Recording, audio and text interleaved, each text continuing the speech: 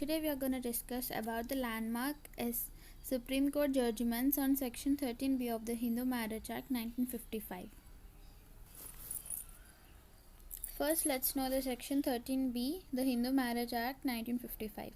Section 13B of Clause 1, divorce by mutual consent. Mutual consent means both the parties, like the male and female, agree for a decree of divorce. Section 13B of Clause 1 says that, subject to the provisions of this Act, a petition for dissolution of marriage by decree of divorce may be presented to the district court by both the parties to a marriage together, whether such marriage was solemnized before or after the commencement of the Marriage Laws Act 1976, on the ground that they have been living separately for a period of 1 year or more, that they have not been able to live together, and that they have mutually agreed that the marriage should be dissolved. This section says that both the parties on mutual consent should file a petition over the district court saying that they need a degree of divorce for the dissolution of the marriage. That marriage was solemnized, that is, it was made, the marriage was done according to all the principles either before or after the commencement of the Marriage Laws Amendment. Both the parties on the mutual consent can only file the petition on the basis that they have been living separately for a period of 1 year or more, and they have decided that they could no longer pull the marriage relation, so they decided to dissolve the marriage by applying a degree of divorce. At this point, they can apply a petition to the district court. Section 13B, Clause 2. On the motion of both the parties made not earlier than 6 months after the date of presentation of the petition referred to in subsection Clause 1, and not later than 18 months after the said date. If the petition is not withdrawn in the meantime, the court shall, on being satisfied, after hearing the parties and after making such inquiry as it thinks fit, that a marriage has been solemnized and that the averments in the petition are true, pass a decree of divorce declaring the marriage to be dissolved with effect from the date of decree. 13B of Clause 2 says that, on the motion of both the parties, that is, when these two parties had filed their first petition in the district court, then later 6 months after the presentation of the petition. That means the petition is filed only after when they are not living together for 1 year. Again 6 months, that is total of 18 months. So after filing the petition, the degree of divorce is only given after the 18 months after the date of file of petition.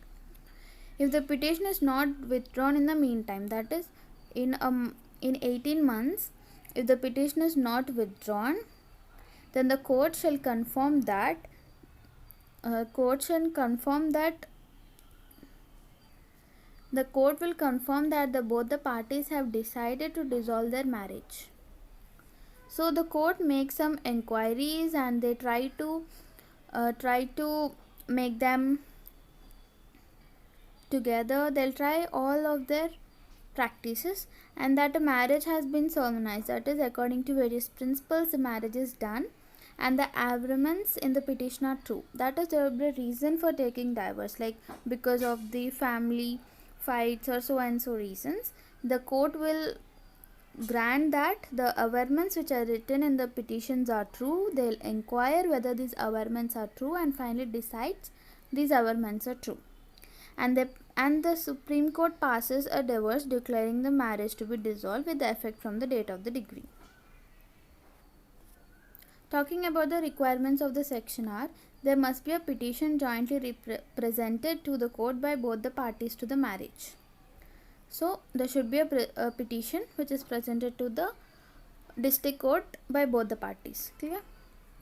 The grounds for dissolution of the marriage by a decree of divorce must clearly and categorically show that petition I mean the dissolution for the marriage, the petition which we file to the district court should show these 3 points: that the parties have been living separately for a period of 1 year or more before the presentation of the petition.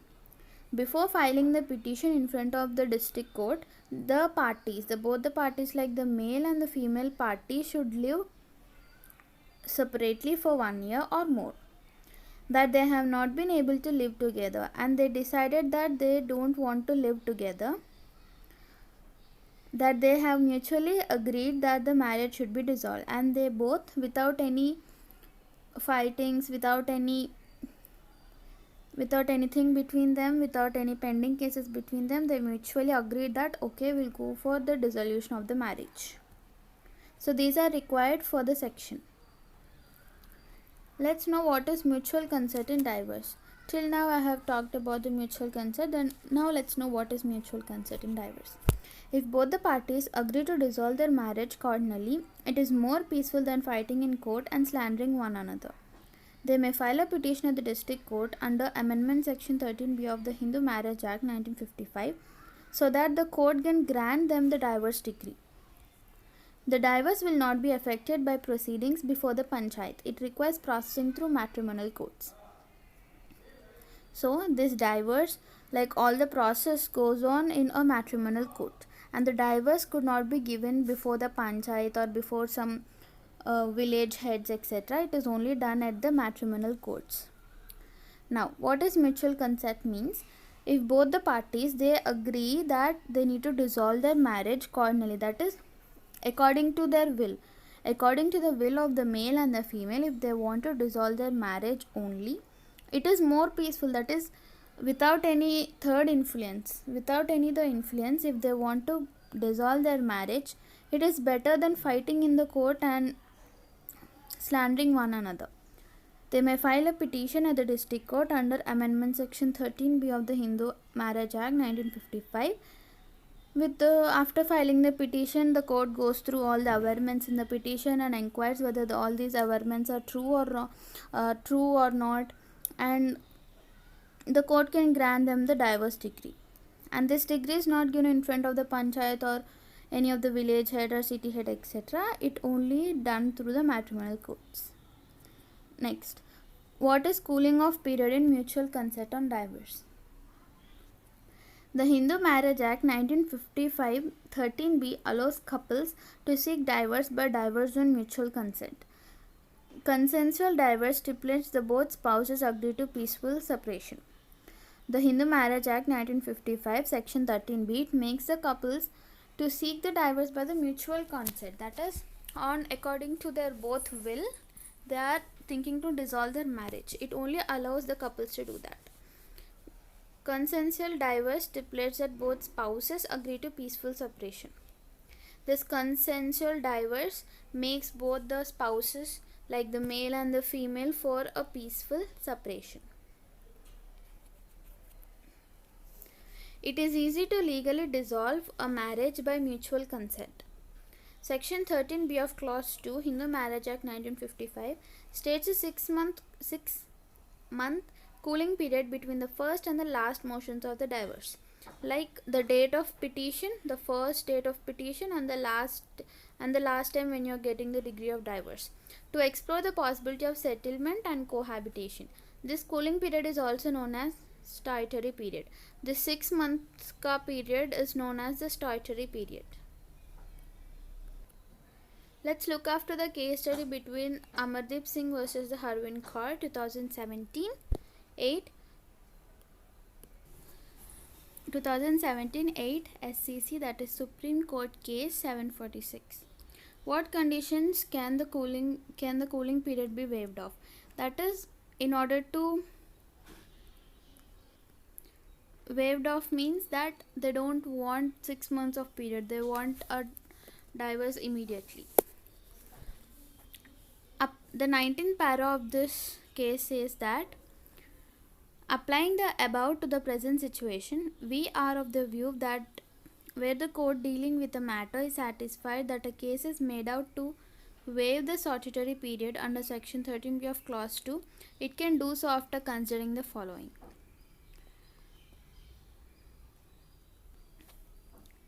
In order to waive off the statutory period, that is 6 months of the period under the section 13b of clause 2, the following should be considered. The statutory period of 6 months specified in section 13b clause 2, in addition to the statutory period of 1 year under section 13b of clause 1 of separation of parties, is already over before the first motion itself. Before filing the petition, at the first motion, that is according to section 13b clause 1, you have filed a petition. On basing on that, they have been not living for 1 year or more. They are not living together for 1 year or more. Then at that moment, this 6-month period can be waived off. In that case, like before filing the first petition, if they were not living together for suppose 18 months, then they don't need any statutory period of 6 months once again. The next point, all efforts of mediation, conciliation, including efforts in terms of Order 32A Rule 3 CPC Section 23 Clause 2 of the Act or Section 9 of the Family Courts Act to reunite the parties have failed, and there is no likelihood of success in that direction by any further efforts. According to all these orders, sections, etc., the court tries to reunite these both parties. If the court fails to reunite these both parties and there is no chance of success in their marriage once again, then that the court can waive off the 6 months period. The court will try to reunite these both parties, but if there is no use, then the statutory period is just a waste of time, so that could be waived off. The parties have genuinely settled their differences, including alimony, custody of child, or any other pending issues between the party. If the both parties, like the male and the female, have whipped off all the cases and they settled all the differences like alimony, that is the dowry, etc., the custody of child, or any other pending issues between the parties, then there is no need for the statutory period, and that statutory period can be waived off after the first motion of the petition itself. Next, the waiting period will only prolong their agony. The waiting period will only make their mental health, physical health disturbed. So the waiver application can be filed 1 week after the first motion, giving reasons for the prayer for waiver. If the above conditions are satisfied, the waiver of the waiting period for the second motion will be in the discretion of the court concerned. So the waiting period, that is the 6 months, they have decided that their marriage should be dissolved and they don't want to live together. Then if we allow them to live together again for 6 months, it is nothing but to make them tortured by mentally or physically. So that is why what are they saying is that the waiver application can be filed 1 week after the first motion.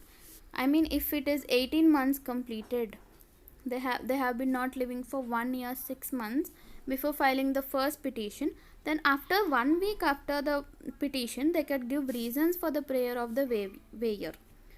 By satisfying all the above conditions, then the second motion will be in the discretion of the court concerned. The next case, Amit Kumar versus Suman Beniwal, 2021, Supreme Court cases online, Supreme Court 1270.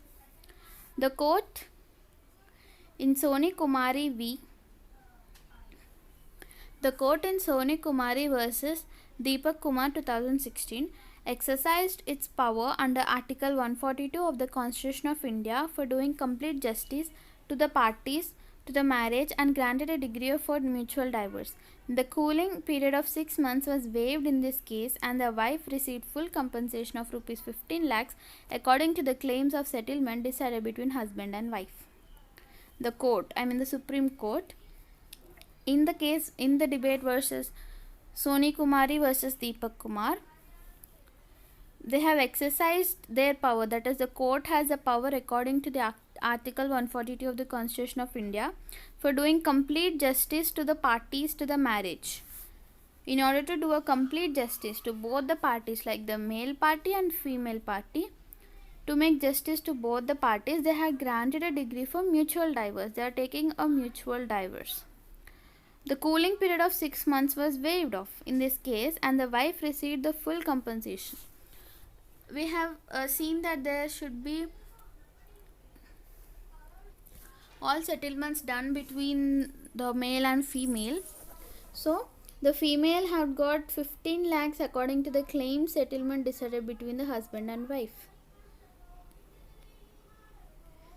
Next, the Hindu Marriage Act Section 13B of Clause 1 read with Section 13B of Clause 2 stipulates a total waiting period of 1.5 years from the date of separation before filing an application for a degree of divorce. In the case of Amit Kumar versus Suman Beniwal, the court found that the required waiting time of 6 months under Section 13B of Clause 2 of the Hindu Marriage Act 1955 Act might have been waived if the parties to the marriage have irreconcilable disagreements. In this case, the court had waived off the 6 months waiting period or the statutory period under the Section 13B of Clause 2 Hindu Marriage Act 1955. In the Supreme Court of India, Shilpa Shailesh versus Varun Srinivasan. This is done just before few days. Hindu Marriage Act 1955, Section 13B of Clause 2. Waiting period for mutual consent divorce can be waived by the Supreme Court invoking Article 142 powers. This court, in view of settlement between the parties, has the discretion to dissolve the marriage by passing a decree of divorce by mutual consent, without being bound by the procedural requirement to move on to the second motion. The power of the court, that is, according to the Article 142 of the Constitution, it should be exercised with care and caution. This court can also, in exercise of power under Article 142 Clause 1 of the Constitution of India, quash and set aside other proceedings and orders, including criminal proceedings.